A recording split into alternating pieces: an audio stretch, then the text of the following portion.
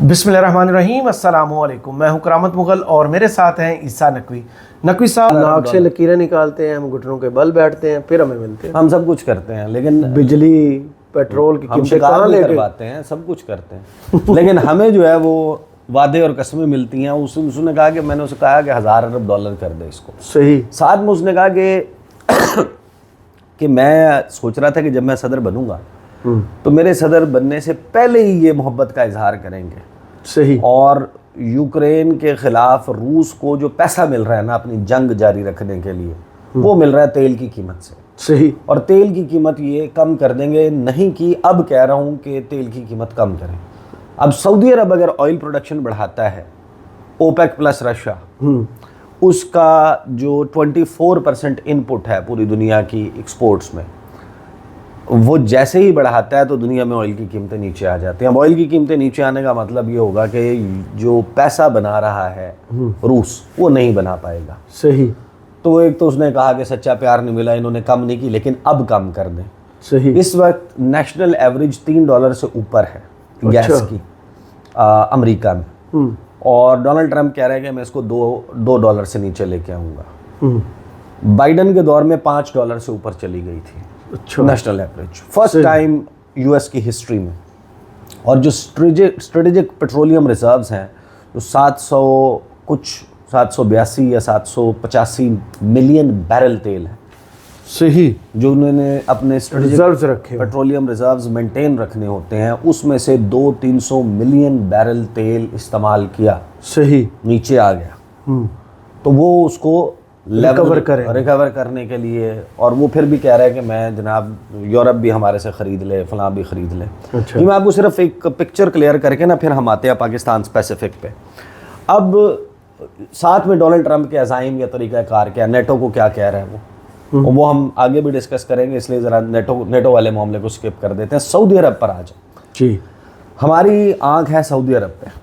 अब जो लोग ज़ाहिर है कि मीडिया में हैं वो भी इस बात से वाकिफ़ हैं, जो हमारे सियासतदान हैं वो भी इस बात से वाकिफ़ हैं, हमारी ब्यूरोक्रेसी फॉरेन ऑफिस में बैठे हुए लोग भी बड़े वाकिफ़ हैं इस बात से कि जो सैलाब 2009 में आया था ना पीपल्स पार्टी के दौर में, उसके बाद से हमें ज़्यादातर अगर सऊदी अरब से मिला है ना तो वो खजूरें मिली। हमें पैसे तो मिले हैं डेफर्ड पेमेंट पे, कुछ फैसिलिटी भी मिली है। आपके जो नवाज शरीफ का दौर था उसमें $1.5 अरब आया था, जो यमन वाले मामले पे फिर बाद में, उसके ऊपर मैंने एक डॉक्यूमेंट्री भी बनाई है, ज़्यादातर लोगों ने देखी भी होगी।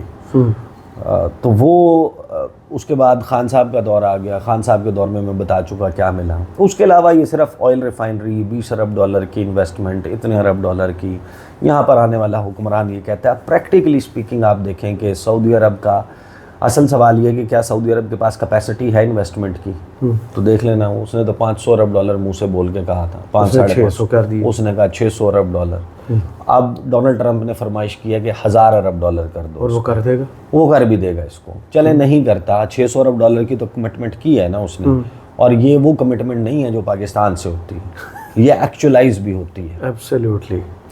अब उसके मोहम्मद बिन सलमान के सऊदी अरब के आप प्रोजेक्ट्स या अज़ाइम देखें, $500 अरब उसने एशियन गेम्स का, जो तीसरे चौथे दर्जे का स्पोर्ट्स का इवेंट है, ओलंपिक्स, फीफा वर्ल्ड कप सबसे ऊपर, फिर ओलंपिक्स है, फिर क्रिकेट वर्ल्ड कप है, कॉमनवेल्थ गेम्स है, दूसरी गेम्स है, फिर एशियन गेम्स है। भाई एशियन गेम्स तो चौथे पांचवें दर्जे की गेम्स हैं। वो तो कतर ने वर्ल्ड कप भी ले गए ना। इस वक्त तक दुनिया का सबसे महंगा स्पोर्ट्स का इवेंट कतर ने 2022 का फीफा वर्ल्ड कप कराया था, जिसपे $225 अरब खर्च हुआ था।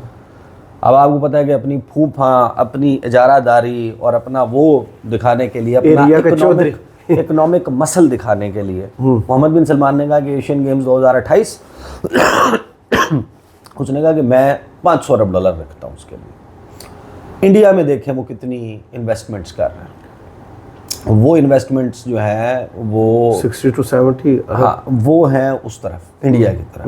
वो है अपना नियोम का जो लाइन प्रोजेक्ट, जितना हमें सीपैक में मिलना था उससे भी ज़्यादा। उनका विजन 2030 देख लें, ये सारा मामला देख लें। जो पाकिस्तान वाला मामला है ना, हमें मिला है सिर्फ ابھی تک جو ہے وہ وعدے لا رہے اور قسمیں ملی ہیں، اور اس کی جب آپ وجہ جاننے کی کوشش کرتے ہیں، یہ میں آپ کو بڑی فیئر اسیسمنٹ بتا رہا ہوں ہمارے دفتر خارجہ میں بیٹھے ہوئے بڑے منجھے ہوئے سفارتکاروں کی، اس کا مسئلہ سعودی عرب کا نہیں ہے، مسئلہ ہمارا اپنا ہے۔ اچھا، وہ محمد مالک صاحب نے ایک خبر دی تھی، آپ نے دیکھا ہوگا کہ وہ محمد بن سلمان اور سعودیز کہتے ہیں کہ ہم ان سے انویسٹمنٹ کی بات کرتے ہیں، ہم اس کو اوکے کر دیتے ہیں، ہم انتظار کر رہے ہوتے ہیں کہ کوئی پروجیکٹ آئے گا، اس کی کوئی جناب پوری فیزیبلٹی بنی ہوئی اور اس کا کوئی پی سی بن اور اس کی سٹیج کے اوپر آپ آئیں گے، یہ ہمیں لکھ کے دے دیتے ہیں کہ جناب 25 کروڑ آبادی ہے، 63% یوتھ ہے، ایمینس پوٹینشیل ہے، معدنیات کے ذخائر ہیں۔ کہتے ہیں اس پیپر کا ہم کیا کریں، یہ تو پوری دنیا کو پتہ ہے، یہ تو آپ کی مطالعہ پاکستان کی کتاب ہے،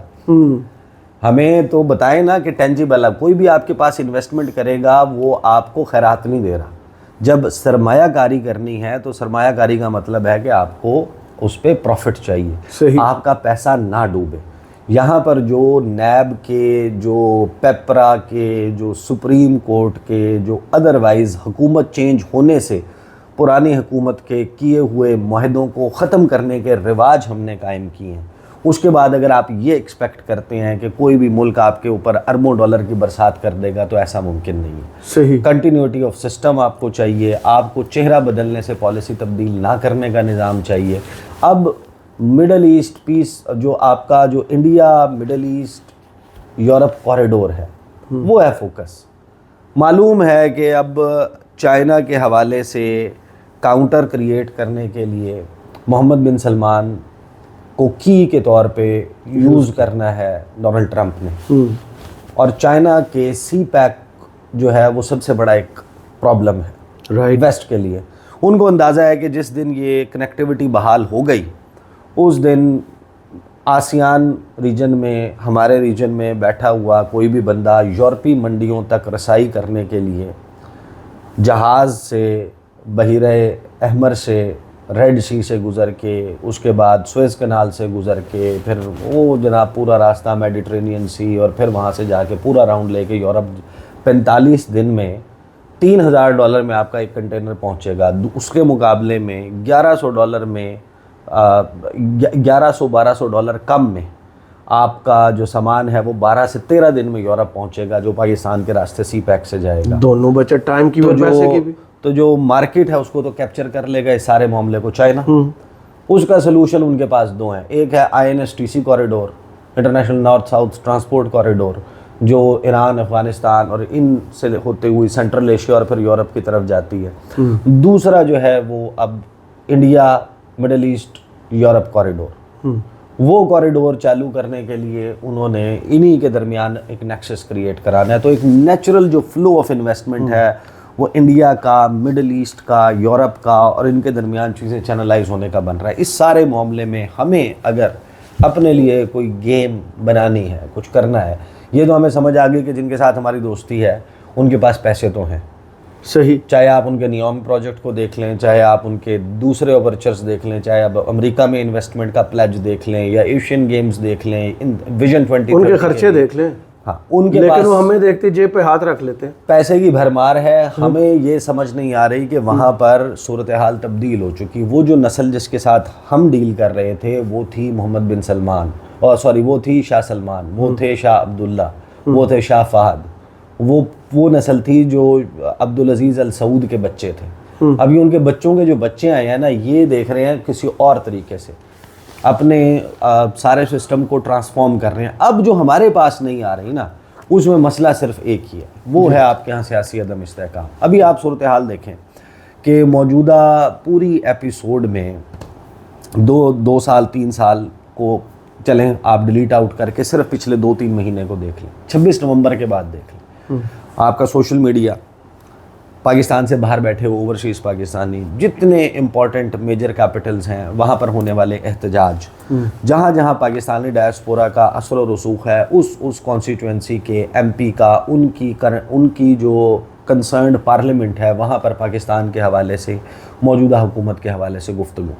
آپ کے معاشی اشاریہ آپ جتنے بہتر کر رہے ہوں، انٹرنیشنل کریڈٹ ریٹنگ ایجنسیز، آپ کی projections by international financial institutions. صحیح. وہ سارے کے سارے ریڈ فلیگز ہیں جن کی وجہ سے کوئی بھی ملک 10,000 دفعہ سوچے گا کہ آپ کے پاس انویسٹمنٹ کرنی ہے. اب چل کیا رہا ہے پوری دنیا میں کہیں ایسا نہیں ہے. وہ ہمارے جاننے والے ہیں پرویز لوسر صاحب, وہ پاکستان کے اداروں کے بڑا قریب تصور ہوتے ہیں, یورپ میں ہوتے ہیں. انہوں نے ابھی اس جمعے کو ریلیاں نکالی ہیں پاک فوج کے حق میں. ایک طرف آپ کی اداروں کے خلاف ریلیاں نکل رہی ہیں, ایک طرف ان کے حق میں نکل رہی ہیں. حق میں نکلنے والی ہو یا خلاف نکلنے والی ہو, ساری کی ساری ایک ریڈ فلیگ کریٹ کرتی ہیں کہ یار اس ملک میں کوئی رولا رپا چل رہا ہے. پھر پاکستان کی بلا شبہ سب سے مقبول سیاسی جماعت وہ ریمیٹنسز نہ بھیجنے کی بینکنگ چینل سے اس وقت کال دے رہی ہے. اس ساری صورتحال میں, اس سیاسی بے یقینی اور عدم استحکام کے ماحول میں آپ سوچ لیں, اگر آپ راضی کر سکتے ہوتے سعودی عرب کو, قطر کو, یو اے ای کو, چائنا کو کہ وہ آپ کے پاس انویسٹمنٹ کریں تو ہو چکی ہوتی نا. صحیح. جو ابھی تک نہیں ہو پائی اس کی وجہ اب اگر آپ ڈائگنوسس کی طرف جاتے ہیں تو آپ کو پتہ چلتا ہے وہ ہے یہاں پر رول آف لاء کا نہ ہونا, یہاں پر سیاسی عدم استحکام کا, مینڈیٹ کا احترام. بھائی آپ نہ کرواتے نا ایسا الیکشن, تو اگر آپ نے 60 ارب روپے لگا کر الیکشن کرایا اور 60 روپے کی بال پوائنٹ سے نتیجہ چینج کر کے حکومت قائم کر دی, وہ حکومت نہیں لا پا رہے, تو اب آپ سیم جو پیشنٹ ہے اس کو ٹریٹ کرنے کے لیے یہ میں دوائی چینج کر کے دیکھ لیں, دوائی چینج کر لیں نا, سیم میڈیسن سے آپ ٹریٹ کرنے کی کوشش کر رہے ہیں.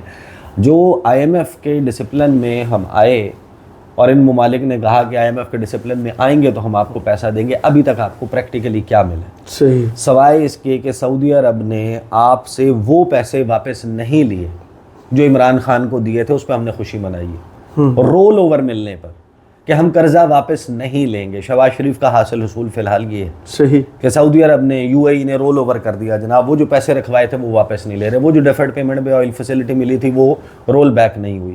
اس کے علاوہ نئی سالڈ سرمایہ کاری پیسے آپ کے پاس کہاں آئے؟ نہیں آئے. اس کی وجہ ہے سیدھی وہ جو ہمارے سفیر صاحب ہیں ان سے جب میری بات ہو رہی تھی, انہوں نے کہا اس ساری ایکویشن کو اٹھا کے دیکھ لیں, آپ کو ایک بات سمجھ آتی ہے کہ اگر ہم اپنے پولیٹیکل معاملات اور رولز آف دا گیم یہاں پر سیٹ نہیں کریں گے, سیاسی جماعتوں کے درمیان, حکمرانوں کے درمیان, حکمرانی کے لیے لڑائی کرنے والوں کے درمیان یہ rule of the game set نہیں ہوگا کہ معیشت اور ان تمام معاملات کے اوپر سیاست نہیں ہونی, اس وقت تک اور سیاسی استحکام کے بغیر, عمران خان سے موجودہ صورتحال میں سیٹنگ کیے بغیر, کہ ان کو آپ کوئی نہ کوئی ریلیکسیشن دیے بغیر, آپ کو پھر یہی ہو سکتا ہے کہ آپ کو ڈالرز تو نہیں ملیں گے, لیکن وہ امداد کے طور پہ وہ کھجوروں کے پیکٹ ضرور آئیں گے. کھجوروں پہ آپ گزارا چلائیں. وہ رمضان کا مہینہ آئے گا, سیلاب آئے گا, زلزلہ آئے گا, کھجوریں اتنے 100 ton custodian of the 2 holy mosques, ان کی طرف سے کھجوروں کا تحفہ ضرور آئے گا.